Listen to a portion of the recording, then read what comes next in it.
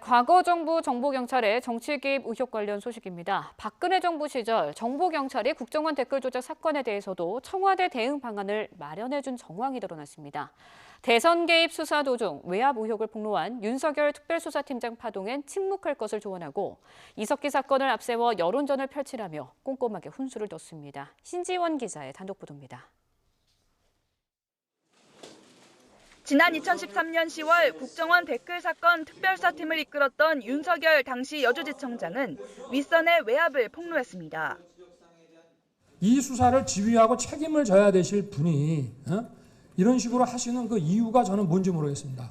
이거는 그야말로 법원에 제기된 공소를 취소시키기 위한 어떤 하나의 과정이 아닌가. 수사 책임자의 발언에 당시 검찰뿐 아니라 청와대도 신경을 곤두세웠습니다.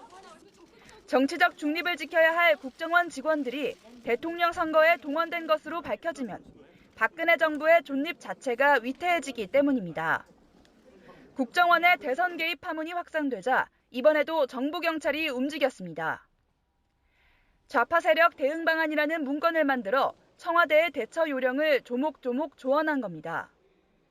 먼저 윤석열 수사팀장의 폭로로 불거진 대선 개입 수사 외압 의혹에 대해서는 침묵하고 민생 행보에만 집중하라고 권했습니다. 이어 이른바 건전 언론의 도움을 받아 통합진보당 이석기 사건을 내세워 종북 좌파의 실상을 국민에게 낱낱이 알려야 한다고 제안했습니다. 또 일부 국정원 요원이 부적절한 댓글을 단 건 문제지만 종북 좌파를 제어하는 게 시급하다며 오히려 사이버 안보 활동을 더욱 강화해야 한다고 조언했습니다. 한 발 더 나아가 당시 청와대가 전경련을 압박해 친정부 보수단체를 지원했던 화이트리스트 사건이 연상되는 대목도 나옵니다.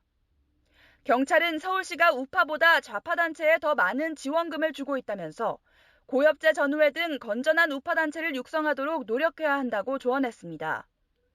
당시 징계와 좌천성 인사를 당한 윤석열 서울중앙지검장도 정보경찰이 이 같은 문건을 만들어 보고한 사실을 최근까지 몰랐던 것으로 알려졌습니다.